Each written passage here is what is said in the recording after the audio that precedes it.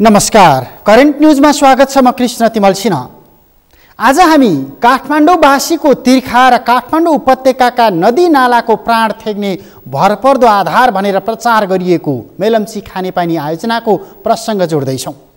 पछिल्लो पटक ठेक्काको जिम्मा पाएको इटालियन ठेकेदारले काम पुरा नगरी भाग्न खोजेको भन्दै सुपरभाइजर सहित 8 जना इटालियनलाई प्रहरीले नियन्त्रणमा लिएपछि मेलम्चीको पानीले काठमाडौँको सडक पखाल्ने उपत्यकावासीको सपनामा फेरि तुषारपात भएको छ। 8 जना इटालियन ठेकेदारलाई पक्राउ गरिएपछि मेलम्चीको पानी कहिले उपत्यकामा झर्छ भन्ने प्रश्नले अहिले सरकारलाई चारैतिरबाट गाँजी राखेको छ। सडक, संसदीय समिति अनि सङ्घीय संसदमा समेत यो प्रश्न उठ्न थालेको छ र सरकारका निम्ति मेलम्ची खानेपानी आयोजना निल्नु न ओकल्नुको अवस्थामा पुगेको छ। सन् 2013 मा ठेक्का सम्झौतामा हस्ताक्षर गरिएपछि इटालियन कम्पनी CMCका तत्कालीन प्रतिनिधिले विश्वभर जिम्मा लिएको सबै काम समयमै पुरा गरेको अनि मेलम्चीको काम अधुरो छाडेर नजाने दाबी गरेका थिए। तर त्यही CMCले वित्तीय सङ्कटमा परेपछि घाटा नाफाको हिसाब निकाल्दै अकस्मात मेलम्चीको कामबाट हात झिकेको छ। यो बीचमा CMCका प्रतिनिधिले मेलम्चीको बाँकी काम गर्न नसक्ने बेहोराको पत्र मेलम्ची खानेपानी आयोजनाको कार्यालयमा दर्ता पनि गराएका छन् र यो ठेक्का प्रकरण तोडिनुमा कमिसन लेनदेनको गम्भीर प्रश्न पनि जोडिन थालेको छ।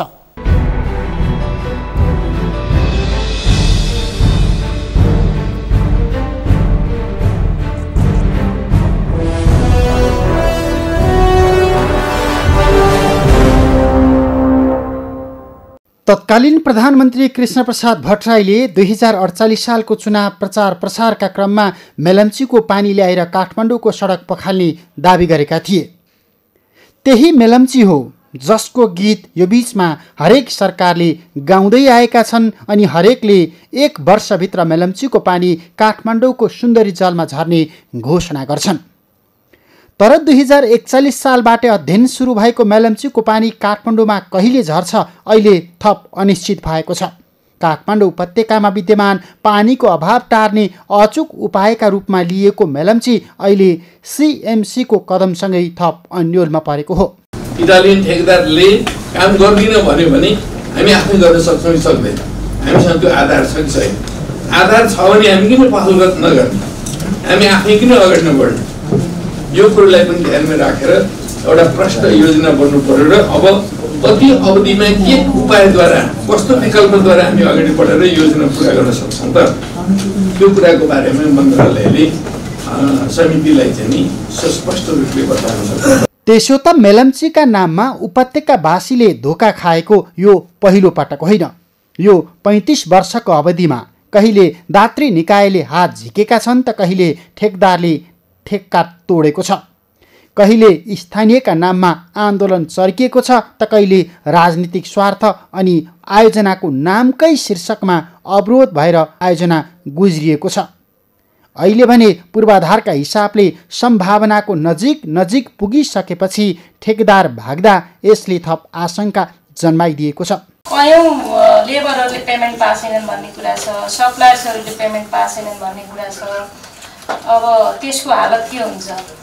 मैले हिजो मात्रै देख्दै थिएँ एकजना त्यहाँ सप्लायर्सहरूको साथीहरूले करिब 2 अर्बभन्दा धेरैको हाम्रो लिन बाँकी छ भनेर अब सरकारले केही कतै केही भइहाल्यो भने भागिहाल्यो भने कम्तीमा एयरपोर्टमा भयो नि छेक्नुपर्छ भनेर जिल्ला प्रहरी कार्यालय, जिल्ला प्रशासन कार्यालय उहाँहरूले निवेदन बोकेर कुदिरहनु भएको थियो। माननीय गृहमन्त्रीलाई भेट्दै गर्दा मैले भेटेका थिएँ।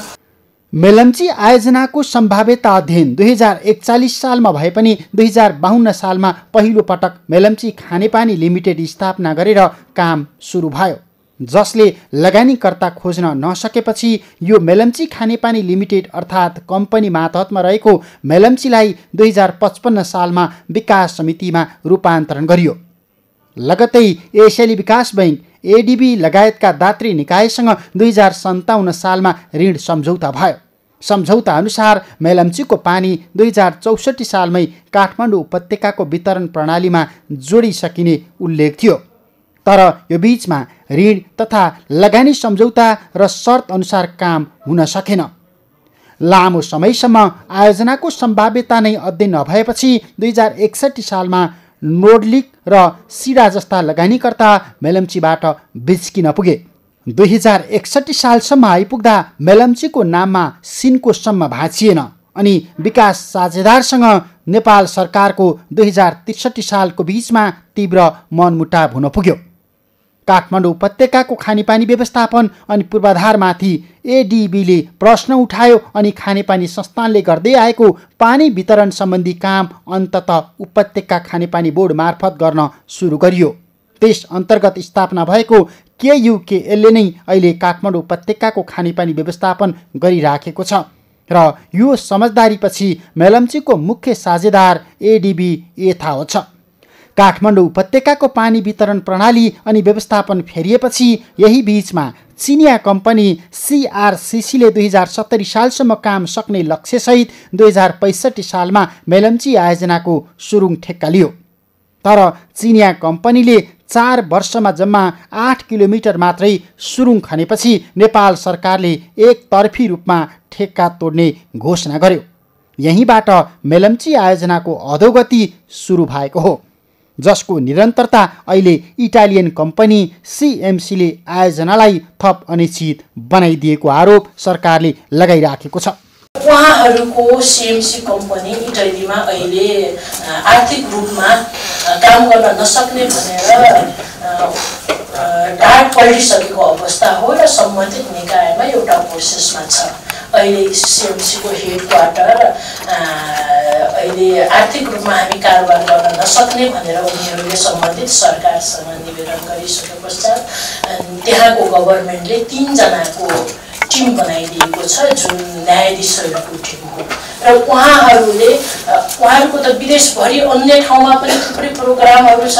सबै प्रोग्रामहरूलाई उहाँहरूको कहाँ कति घाटा कति नाफा वास्तवमै CMC कम्पनी ढाड पल्टिसकेको अवस्था हो कि होइन, CMC कम्पनीलाई आर्थिक रूपमा हामीले उनीहरूले जुन निवेदन गरेको छ त्यो आधारमा एउटा छानबिन समिति बनेको छ भने त्यो छानबिन समितिले एउटा डाटा र एउटा निर्णय गर्लान्, त्यो इटलीको गभर्मेन्टले गर्लान् र अहिले आइसके पश्चात अहिले काम स्मुथली नै चलिराखेको अवस्था हो। फेरि पछिल्लो चरणमा हामीले धेरै CMC कम्पनीलाई यहाँको टिमलाई धेरै सहयोग गरेका छौँ। खानेपानी मन्त्रालयको तर्फबाट हामीले निरन्तर उनीहरूलाई सहयोग गरेका छौँ, निरन्तर साथ दिइराखेका छौँ र काम स्मुथली अगाडि पनि बढिराखेको थियो र कामका हिसाबले अब हामी धेरै पर्सेन्ट बाँकी छैनौँ, हामी अन्तिम फेजमा पुगिराखेका छौँ। हेरोक्सको काम एउटा छुट्टै छ र अहिले तत्काल काठमाडौँमा पानी ल्याउने आधारहरूका निम्ति हामी अन्तिम चरणमा पुगेका छौँ र त्यो पनि केही समयभित्रमा सकिने तयारीमा थियो।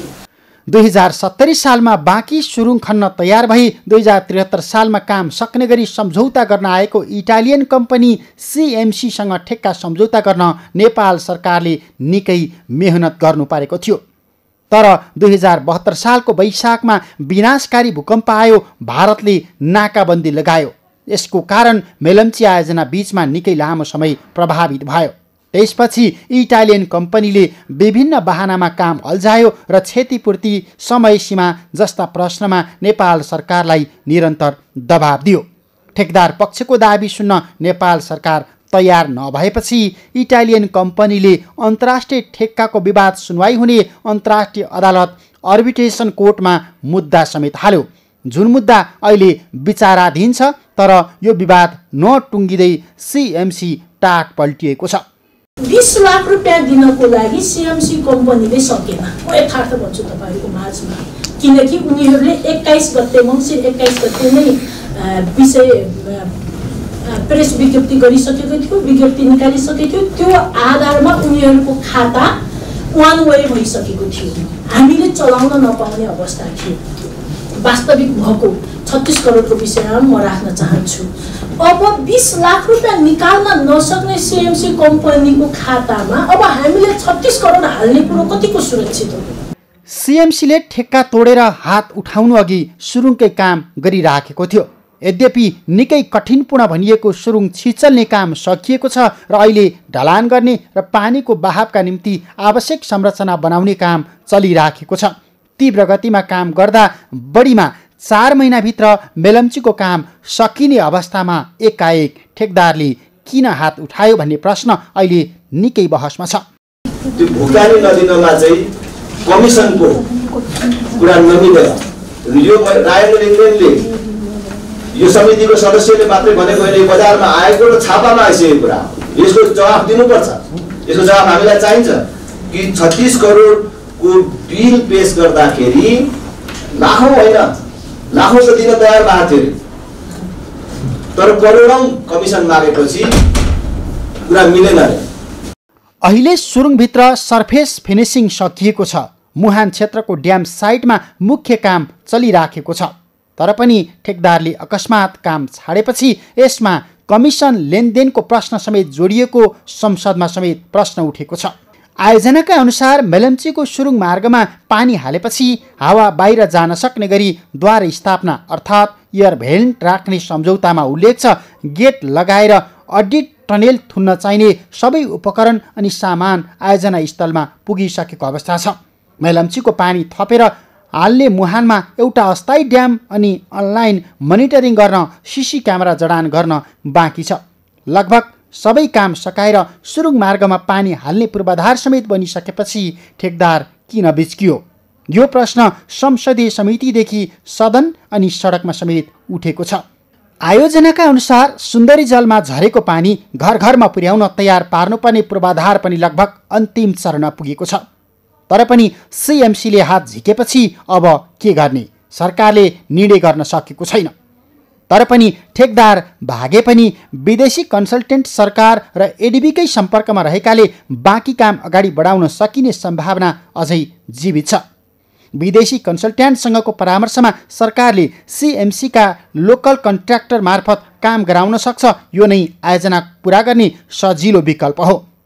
सुरुमा चिनिया कम्पनीसँग 4 अर्ब 20 करोड रुपियाँमा सम्झौता भएको यो आयोजना इटालियन कम्पनीसँग 7 अर्ब 72 करोड रुपियाँमा सम्झौता भएको थियो। पुनः ठेक्का गर्दा आयोजनाको कुल लागत अरू बढ्न सक्छ। अहिले आयोजनाको कुल लागत बढेर 28 अर्ब 74 करोड रुपियाँ पुगिसकेको छ। यस्तै दोस्रो उपआयोजनाको कुल लागत 6 अर्ब 72 लाख रुपियाँ तोकिएको छ। यो हिसाबले करिब 34 अर्ब रुपियाँ लागतको मेलम्ची के अब यसै गरी टर्दै टर्दै धकेलिन्छ त? प्रश्न पेचिलो बनेको छ।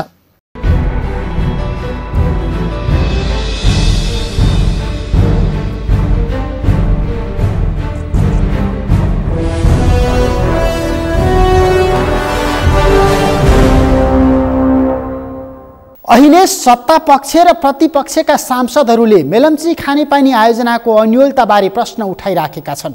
प्रमुख प्रतिपक्षी दल नेपाली कङ्ग्रेसले सरकारकै कारण मेलम्ची खानेपानी आयोजनाको ठेक्का लिएको कम्पनी काम छाडेर भागेको आरोप लगाएको छ। सरकारले गैर कानुनी ढङ्गले कम्पनीका प्रतिनिधिलाई धरपकड गरेको अनि तालुक मन्त्रालयका अधिकारीले कमिसनको खेल सुरु गरेकाले ठेकदार कम्पनी काम छाडेर भागेको आवाज संसदभित्रै उठेको छ। विकास अनि समृद्धिको नाममा सरकारका जिम्मेवार अधिकारी ठूलो कमिसनको खेलमा लागेको आरोप लागेपछि सरकारलाई इमानदारी अनि पारदर्शिता देखाउनुपर्ने अर्को चुनौती पनि थपिएको छ। एउटा कम्पनी भाग्नु र नयाँ कम्पनी खडा गरी तत्काल निर्माणको जिम्मा लगाउने तयारी सरकारले गर्नुका पछाडि के कमिसनकै खेल छ त? यथार्थ जानकारी सदनले मागिराखेको छ। संसदीय समितिले पनि मागेको छ। थप सामग्री एकैछिनको विश्रामपछि।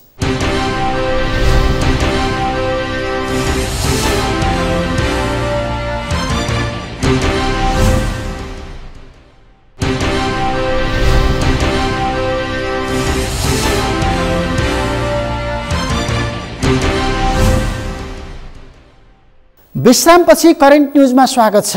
आज हामी पानीका स्रोत सुक्दै अनि जनघनत्व बढ्दै जाँदा काकाकुल बनिराखेको काठमाडौँ उपत्यकाको प्यास मेटाउने अचूक विकल्प ठानिएको मेलम्ची आयोजनाको आरोह अवरोह केलाइरहेका छौँ। सरकारले मेलम्ची खानेपानी आयोजना निर्माणको जिम्मा लिएको इटालियन कम्पनी सीएमसीले एकतर्फी काम तोडेर हिँडेको दाबी गरे पनि मेलम्ची खानेपानी आयोजनाको ठेक्का प्रकरणले सरकारलाई नै अहिले धक्का दिन थालेको छ। यही मेलम्ची खानेपानीको आशमा यो 3 दशकको बीचमा काठमाडौँवासीले कैयौँ टन धुलो हिलो अनि शास्ति सहेका छन्। करिब 4 वर्षदेखि मेलम्ची खानेपानीको पाइप जडानका नाममा खनिएका थुप्रै खाडलमा कैयौँ सवारी साधन फँसेका छन्। नागरिकको ज्यान गएको छ। यस्तै शास्तिसँग निरन्तर जुधिरहेका काठमाडौँ उपत्यकाका सर्वसाधारण अहिले मेलम्चीको सपनामा वज्रपात भएपछि एकाएक निराश छन्।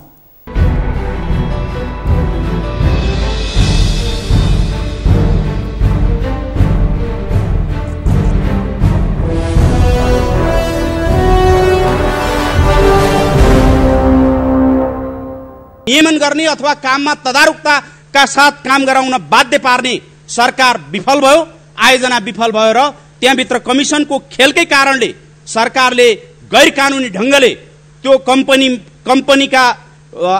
कम्पनी सञ्चालन गर्न आएका व्यक्तिहरूमाथि धरपकड गर्यो। उसले अब म काम गर्न सक्दैन भनेर यहाँबाट भाग्यो, भाग्न खोज्यो र त्यसको प्रतिफल यो आयोजना अब जम्मी 7% काम बाँकी भएको आयोजना कहिले हुने कसरी हुने त्यसको टुङ्गो नहुने स्थितिमा पुग्यो। मन्त्रीले भन्नुभएको छ यसको निर्धारित समयमा पुरा हुन्छ। मन्त्रालयले वक्तव्य जारी गरेको छ हामी निर्धारित समयमा त्यो आयोजना पुरा गर्छौं। तर ठेकेदार भागिसकेको अवस्था छ। फेरि कामलाई सुचारू गर्न धेरै अप्ठ्यारो देखिएको छ। यसको वास्तविकता के हो यो वास्तविकता जानकारी गरेर चाँडो मेलम्ची आयोजनाको बाँकी काम सम्पन्न गर्ने दिशामा सरकारले इमानदारिता देखाओस् म आग्रह गर्न चाहन्छु। यी विषयहरू म दोहोर्याएर सम्माननीय अध्यक्षज्यू मार्फत सरकारको ध्यानाकर्षण गर्न चाहन्छु।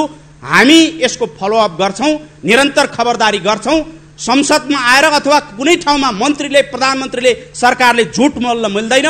सत्य बोलेर देशको समृद्धिको यात्रा अगाडि बढाउने काममा इमानदारिता देखाओस्, पारदर्शिता देखाओस्।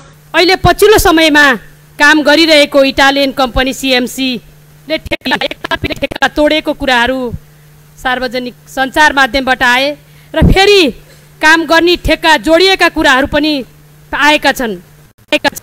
साँच्चै सरकारले बहुतै महत्त्वका साथ अगाडि बढाएका राष्ट्रिय गौरवका आयोजना, त्यसमा पनि खानेपानी, त्यसमा पनि राजधानीवासीसँग जोडिएको खानेपानी, त्यसमा पनि धेरै नै महत्त्वका साथ हेरिएको खानेपानी अहिले पछिल्लो चरणमा आएको सञ्चार माध्यममा आएको गतिविधिले एउटा निराशा आएको छ। यो के हो?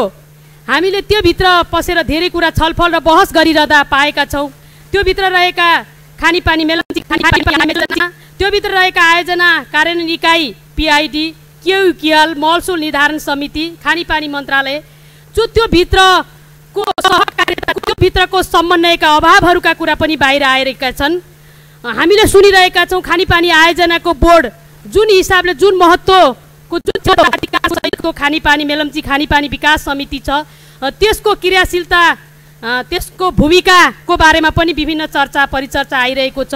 समन्वय अभावका कुराहरू पनि आइरहेको छ।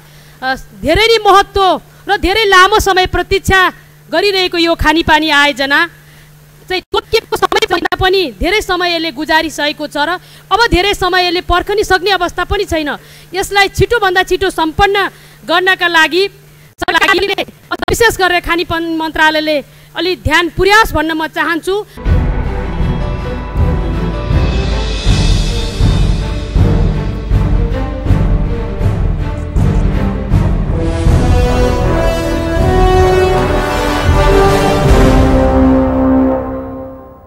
काठमाडौँ उपत्यकाको हावा प्रदूषित हुनुमा मेलम्ची सम्बन्धी पूर्वाधार निर्माणका क्रममा उडेको धुलोलाई प्रमुख कारण मानिएको छ। किनकि काठमाडौँको वायु प्रदूषणको दोस्रो मुख्य स्रोत सडकको धुलो हो, जसमा धुलोको भूमिका 25% भन्दा माथि छ। उपत्यकामा खानेपानीको पाइप बिछ्याउने नाममा अधिक बाक्लिएको धुलो बिस्तारै कम भइराखेको बेला अहिले पुरै मेलम्चीको भविष्यमाथि भने शङ्काको बादल मडारिन थालेको छ। यो बीचमा त्यही मेलम्चीको आसमा उपत्यकावासीले दैनिक जीवनमा कति कष्ट सहेका छन् यसको कुनै हिसाब किताब छैन। सानो न्यूमा समेत विरोधमा जुरुक्क उठ्ने काठमाडौँ यो बीचमा मानव स्वास्थ्यमै गम्भीर आघात पार्ने धुलोले पुरिदिँदा समेत चलायमान बन्न सकेको छैन। मात्र मेलम्चीको पानीले तृप्ति हुने आशामा तर काठमाडौँको प्यास मेटाउने भनिएको यो परियोजनाले 27.5 किलोमिटर लामो सुरुङ खनिसकिएपछि पलाएको आशा अहिले फेरि एकाएक ओइलाउन पुगेको छ। हवस् त, करेन्ट न्युजको आजको समय सकियो। भोलि फरक विषयका साथ उपस्थित हुने नै छौँ। नेपालको पहिलो न्युज च्यानल सगरमाथा टेलिभिजन हेर्दै गर्नुहोला। नमस्ते।